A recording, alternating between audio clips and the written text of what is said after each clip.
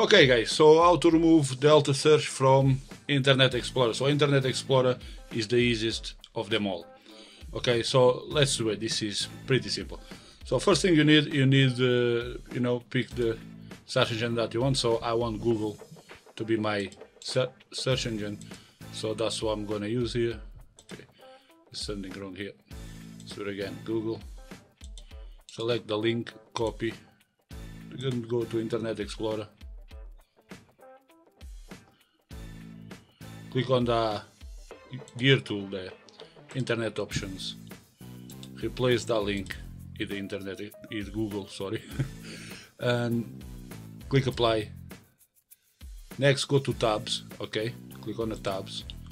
And make sure, when tabs open, make sure that this is set to your first home page, okay? You may have something else there, so make sure it's set to your first home page. Click OK. Click Apply, click OK again. Now if you close it and open, there it goes. We open new tab. Okay, we tap anything we want, we like, and there it goes. So that's it. That's deltasearch.com removed from your Internet Explorer. So the next video we're gonna do is on Firefox.